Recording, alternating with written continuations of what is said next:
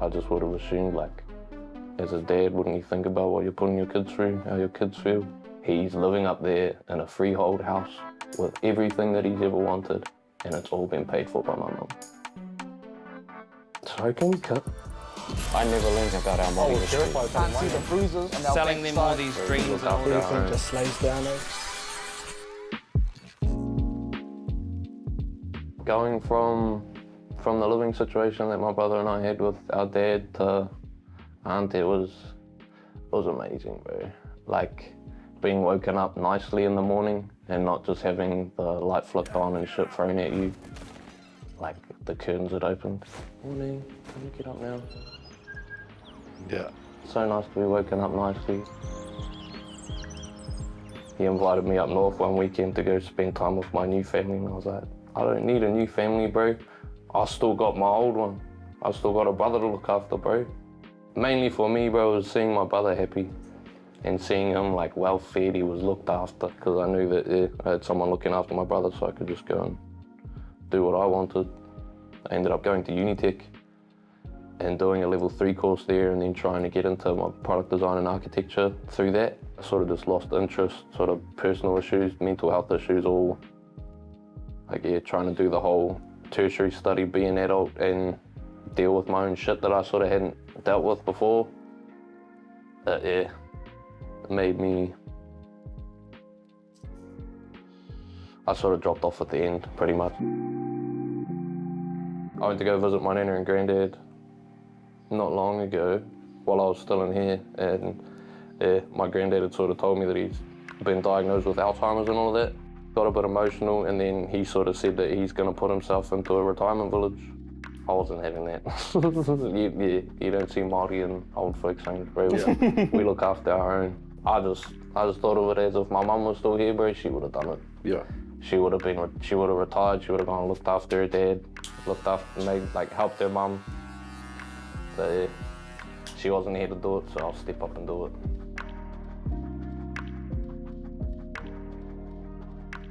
How'd she pass away, bro? Car accident, bro. Oh man, that's... What was it? She dropped my brother and I off at our dad's house because it was our weekend to go spend time with dad. And then, yeah, her and my auntie were driving home, but wet, and those, the pine trees on the windies going up to Matodi. Yeah. Yeah, sort of slid out, went across the road.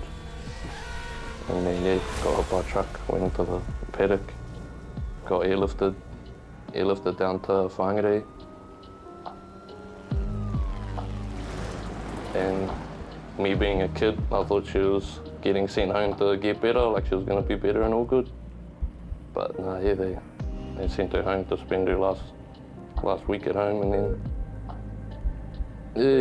then she passed away on the morning of my 9th birthday.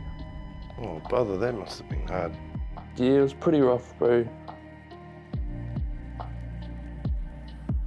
Sort of tried to stay solid for my brother, you know. He was only 2, he didn't even know what was going on.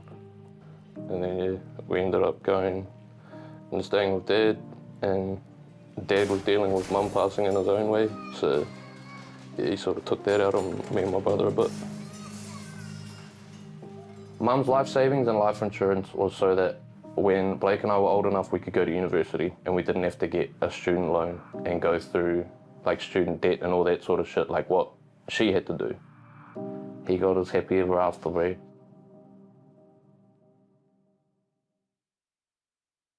When Mum was here, she was a teacher, so she wanted us to get a good education so we could get a good job, make lots of money, and then she could retire and spend all our money, look after our kids, just be a nana. But yeah, now that she's not here, bro, and I believe that she's looking down on my brother and I and seeing the struggles that we're going through, and I feel like she just wants us to be happy and healthy. Like high school was hard enough, bro, like going through high school without Mum, that was hard, like trying to deal with my own personal shit while doing all of that. It's definitely in the blood, like sort of wanting to help people, like Nana was a teacher, Mum's a teacher. Yeah. So yeah, teaching my brother how to ride his bike, that was sort of my first big lesson of patience.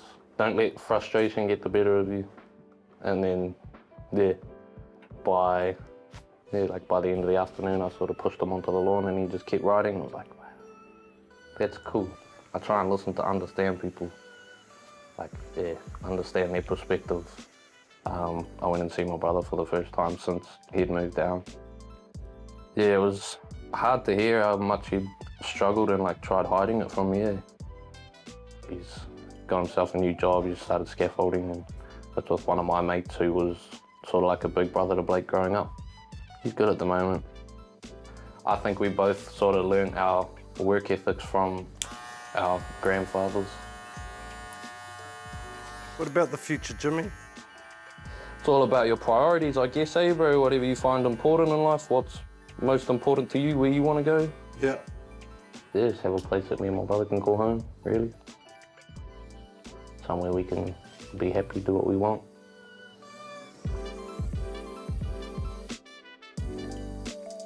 There you go, brother. All done. Thank you, bro. Hey, thank you, bro.